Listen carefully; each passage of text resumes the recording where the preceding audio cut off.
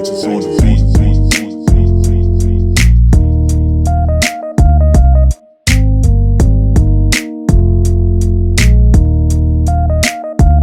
What's good, everyone? It's your boy Nati with another video for the channel. Welcome back to BNB Sports Zone. And today, I'm going to be previewing the Battle of the Beltways matchup this upcoming Sunday. The DMV football sports rivalry between the Washington football team and the Baltimore Ravens. And as I say every single week, I am a diehard Washington football fan, but in these videos, I try to give you guys a completely objective preview of the upcoming matchup for the Washington football team. And this week's matchup just so happens to be against the neighbors up north in the Baltimore Ravens. So with that being said, let's get started. So first and foremost, as I get started every single week, I'll get started with the notable injuries. So for the week 4 injury report posted on the official Washington football team website, and on that website, they actually post the injury report for both teams on that given Sunday or whatever day of the week they play. So with Washington, for the usual, injuries are really starting to ramp up right now for Washington. And this week it started with stud defensive tackle Matt Ioannidis being out for the rest of the season, actually, with a torn biceps injury that was suffered early in last week's game. So that's a big loss there. Sad news for a young, talented player who's arguably, for me, it's not even arguably at this point. It's pretty much in stone. He's probably the best defensive lineman that we have. So that's a big loss there, and one of the best defensive linemen in the entire NFL, honestly, at this point. So big loss there. Linebackers Cole Holcomb, defensive end Ryan Anderson, wide receiver Steven Sims Jr. and Dontrell Inman, right tackle Morgan Moses, defensive end Ryan Kerrigan,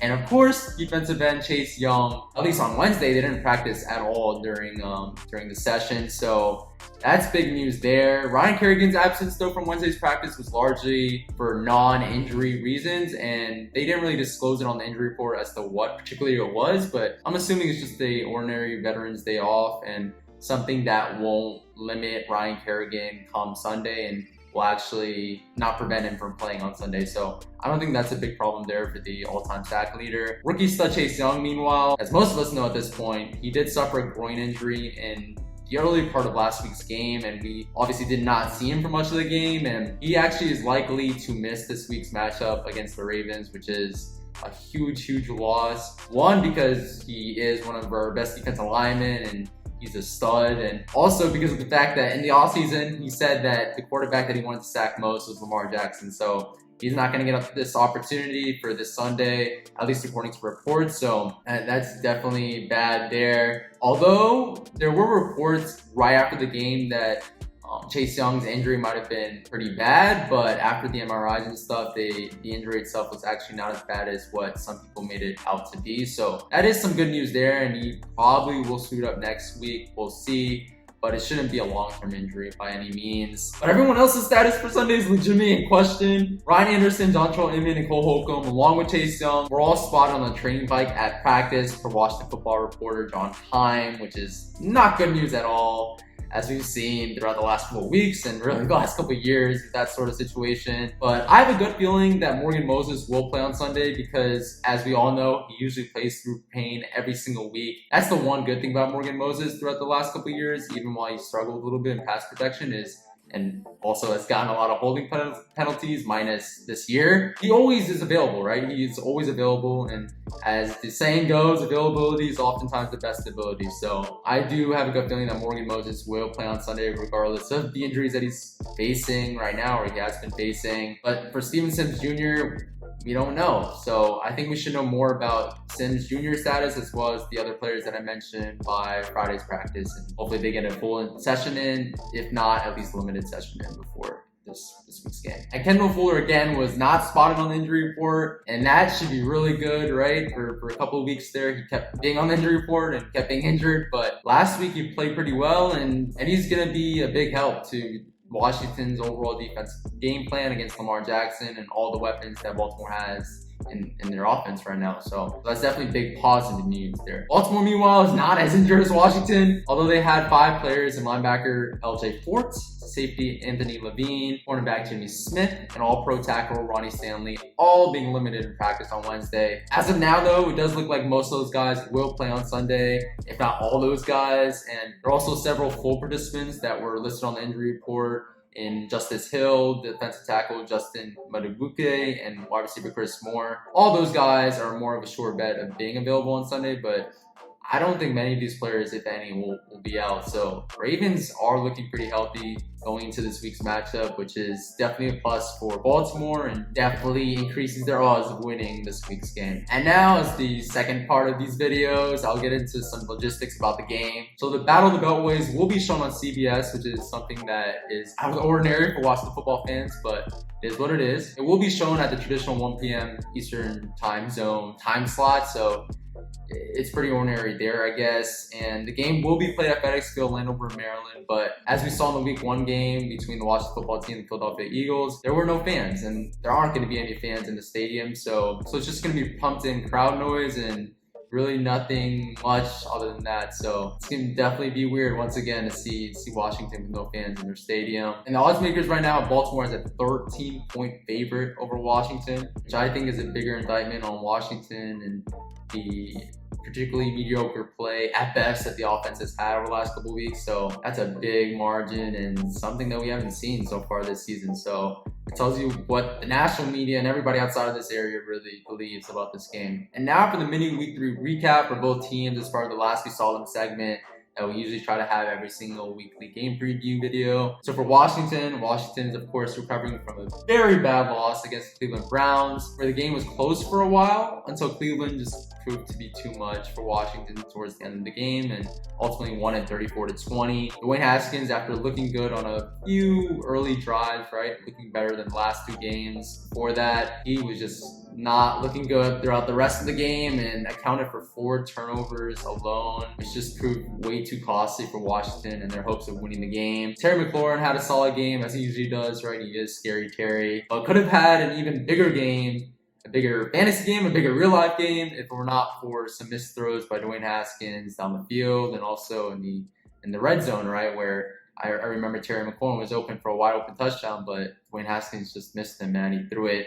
way too far out in Terry's hands. So yeah, he should have had a bigger game. Dontrell Inman, meanwhile, had 2 touchdowns last week and really did step up. I know there were a lot of calls about maybe getting a wide receiver 2 in free agency or getting someone, throughout the season because of the fact that Inman was not good the first 2 weeks, but he did step up. At the same time, his status for Sunday, as I mentioned earlier, is in question. So that's definitely big for a receiving core that is very much lacking outside of Terry McLaurin. So make sure you guys keep tabs on that on the DMV Sports Zone channel and just in terms of social media or anything before next week's game. The defense, while the final score may not show it, was all right on Sunday and was definitely not the reason, in my opinion, that Washington lost the game. It will be especially interesting, though, that Washington's defense will now be without Matt Ioannidis and at least Chase Young for this week's game. So it'll be interesting to see how they fare against that. Usually, not last week, but usually high octane Ravens offense. So it'll be interesting. And we'll see Washington's defensive line is up for the task, even while being sort of injury riddled at this point. For Baltimore, meanwhile, they are on a short week, and they're coming off the heels of a disappointing loss as well against the Kansas City Chiefs, 34-20 on Monday Night Football. Reigning MVP and star quarterback Lamar Jackson had his worst game as a pro last week and couldn't even muster 100 passing yards. I know he did some good things on the ground, which he just usually does every single week, but he was just not good through the air and couldn't really find anyone. The Ravens receiving core couldn't gain any separation against that KC defense, which was not very much expected coming into the game, even though I, for a long time, thought that Kansas City had an underrated defense. But yeah, they were pretty much, the Ravens receiving core was pretty much bottled up throughout the entire game. It will be interesting, though, to see how Baltimore performs this week, and they definitely are coming into this week's matchup very angry and very hungry for the win, which is usually what happens after a disappointing loss for the Baltimore Ravens. They just come into next week's matchup just very, very angry, and that's a scary sight for Washington football team and just Washington football team fans in general, right, to see that. So it's gonna be interesting to see what they show on Sunday and if they can pull out the W. And then now for some key position battles. I'll give you guys 3 position battles that you should keep an eye out for in this week's matchup. So the first battle is the Washington defensive line versus the Baltimore offensive line. So as many of us know, Washington Field's one of the most talented, one of the best defensive lines in the NFL, but right now it's gonna be without Matt Ioannidis for the rest of the season and Chase Young at least for this game, if not more. They do have great depth behind them, but at the same time, you're facing one of the best offensive lines in the league, while somewhat being under the radar, in my opinion, in the Baltimore offensive line that is bookended by 2 stud tackles in Ronnie Stanley and Orlando Brown. So Washington's defensive line definitely has their work cut out for them this week, and especially with those losses that I mentioned earlier. And this battle at the line of scrimmage will, one, be important because of the fact that everything starts at the line of scrimmage and you always got to win the battle in the trenches. But also, two, because this will also affect 2 upcoming battles that I will mention a little bit later and really determine the outcome of the game, in my opinion. And then we have the Baltimore running backs versus the Washington front 7. Baltimore running backs, while not as talented as Cleveland's backfield, is a really good group collectively and has caused opposing defenses outside the Kansas City Chiefs trouble throughout the last couple of weeks and also throughout the last couple of years. Baltimore's running backs, in addition to being talented, are also very much fresh every single game because the team often rotates guys like Mark Ingram, J.K. Dobbins, who's a very talented young rookie running back out of the Ohio State University, Gus Edwards, Justice Hill. They always rotate those guys and they're always really fresh, which is a huge advantage towards the end of the game when you got defensive lines that are worn down and really can't tackle much. And that even extends to the linebackers and the entire defense as a whole. So Washington's front 7, definitely, like their defensive line, has their work cut out for them. And despite the loss of Ioannidis and Young, is no joke and has been made more stout through off-season additions such as Kevin Pierre-Louis and Thomas Davis Sr. But I don't know, man. It's going to be a tough matchup for Washington. Should be an interesting one to watch at least, and will likely, again, be a huge determinant as to who wins this game. And then last but not least, we got the biggest matchup of the week of the game, and Washington's entire defense versus quarterback Lamar Jackson. And this is by far the most important matchup of the game, in my opinion, especially because Washington has had tremendous trouble containing mobile quarterbacks throughout the last couple of weeks, throughout the last couple of years, throughout the last couple of decades. It's just been very bad on that front, and we saw what happened against Kyler Murray a couple of weeks back, and Kyler Murray just lit up the defense on the ground, and maybe he didn't have the best passing numbers, but still did work through the air. So, and he's pretty much a Lamar Jackson light, right? Like Lamar Jackson's on a whole different level. He was the MVP last year for a reason. He is the reigning MVP. So Washington's defense definitely collectively has to make sure they wrap their hands around Lamar Jackson, make sure they contain him at all times, keep tabs on him at all times, and just don't lose sight of him because he is a special talent in this league, and he could really ruin defenses no matter what the scheme is, honestly. But Washington's defense, though, is much improved from last season, is much improved from previous seasons, and they also have Kendall Fuller right back, who played his first game of the season last week and did pretty well. So Kendall Fuller should at least limit Lamar Jackson through the air a little bit, but again, it's gonna be a huge collective effort by that entire defense to limit Lamar Jackson through the air and through the ground. He's a very special talent. And then last but not least, we have my predictions and final thoughts on the game. So ultimately, I believe Washington's defensive line will actually be able to hold their own against the stout Ravens offensive line, even while being injury riddled coming into this week. Baltimore's running backs, while not being as good as Nick Chubb specifically last week,